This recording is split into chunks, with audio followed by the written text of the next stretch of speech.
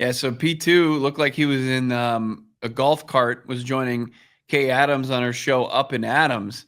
And she asked him a bunch of questions about, obviously retiring a couple of weeks ago as a member of the Cardinals organization, and then brought up something we've talked about with P2 on this program ourselves, his relationship with Kyler Murray. And this is what Peterson said. Is there a relationship there? What's the relationship like? Yeah, there's no relationship there, but there will be. I know that I was a little bit outspoken when I did say certain things, and I was kind of in the wrong. But at the end of the day, I know I'm a man, he's a man, and I definitely want to make that better. Because at the end of the day, that was just talked out of frustration. That could have been something that me and him could have been able to, talk about. And he'll tell you, I left a note in his locker room when I left. You know what I mean? Just telling him, just telling him how the team is going to be as successful as he leads them to. And, and I just saw some things from afar that I seen in the locker room, and that's just where that came from. But he has been doing a much better job of his body language, his leadership, and it's just going to continue to make that team that much better because they follow his every move, and he just have to understand that. So you see a bit of a different Kyler now than you saw a few years 100%. ago. This is the healing off season. We're healing, friends. This is great. Bo tried to help Patrick Peterson heal on our set 3 years ago, and Pat was not ready to heal at that point. He was very much in the camp of, nope, I stand by my comments. Yeah, he was just coming off the win against them in 2022 up in Minnesota, and then, joined the Steelers and got some humble pie delivered to him. And I think, playing last year helped him. Not playing last year put things in perspective, right? And as time does, it heals most wounds. And the first thing that needed to happen was with Peterson and the organization to kind of mend that fence a little bit. And they worked on that. And then they had this big celebration for Patrick Peterson a couple weeks ago.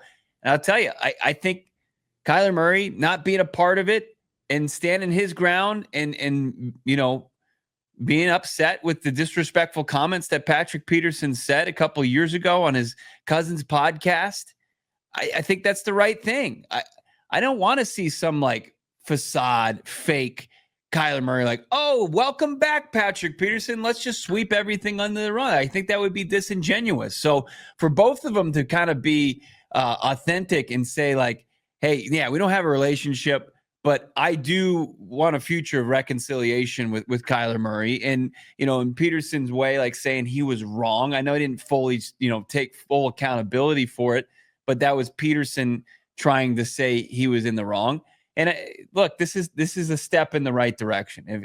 If Kyler Murray can take as much time as he wants with this, because he was the one that was unfairly criticized on that podcast. And if he wants to, and if it's never, that's his choice, but if it can be on his timeline, and it's his team still, Peterson's still just kind of a guest coming in post career.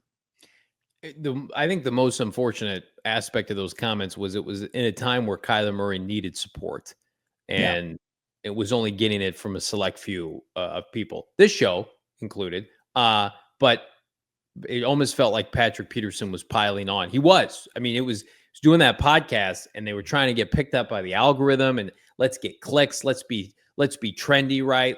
Or is Gannon going to move off of Kyler Murray? Are they going to take a quarterback? And it was just feeding into that machine. And in hindsight now, it really damaged the perception of Patrick Peterson within Murray's camp, and rightfully so. I'm with you. I don't think he needed to show up to the presser. I think it would have made a bigger story. I think let's keep the focus on Pat's contributions on the field. And then now you want to come full circle and mend and begin to, that's about as close of an apology as you're going to get. He brought it up and he might have apologized in the note too. I would imagine he did. Well, the note was after he left, when he was exiting the organization, wasn't it? Okay, got it. Yeah, I don't think that was he snuck in. He didn't leave a note the other day when he went when they did the retirement. I didn't get the sense that that's what he meant. I think he was kind of going but hey, I did do this. Can I be a better guy in this scenario? Patrick Peterson wasn't ready to lead when he came in the NFL, but he played corner and was on loaded veteran teams. Those first couple of years that Pat was on the team, number one, he was not an elite corner, and number two, the teams were bad. So Well, and the right guy's talking right now.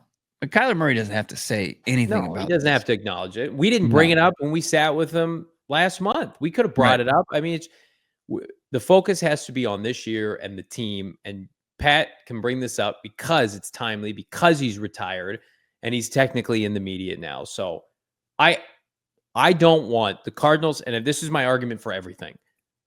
The Cardinals have so few great players historically, whether it's Kyler or Peterson or whomever. I don't want a dog on anything other than what I watch on the field.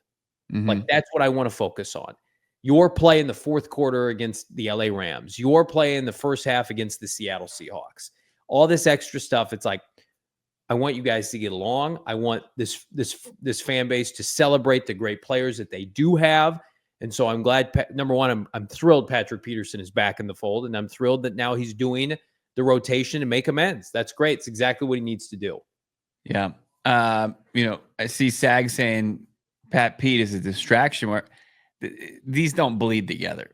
Jonathan Gannon, his team, they're hyper focused on what's going to go. Like what the team is doing on like just kind of the outside of that at the team facility, it's not going to impact what they're doing. Like this Patrick Peterson homecoming was all just a part of celebrating that era of Cardinals football and trying to, kind of help remedy that black eye, like post Peterson exited that organization. And that's the right thing to do, because what Johnny's saying, like he was one of the best players, if not the best player of the most successful era of Cardinals football since coming to Arizona, and like not being able to celebrate and tell the story with like, oh, that's Patrick Peterson, we hate him now. That's not the right thing to do. So them trying to figure that out and successfully, semi-successfully doing it, but also with your current quarterback being the situation now, like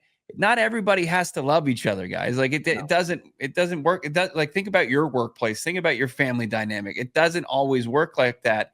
And it doesn't mean that you can't still be successful going forward just because there is that dynamic. That's why Bo and I don't do shows in studio together, because they just hate the guy. That's what it is.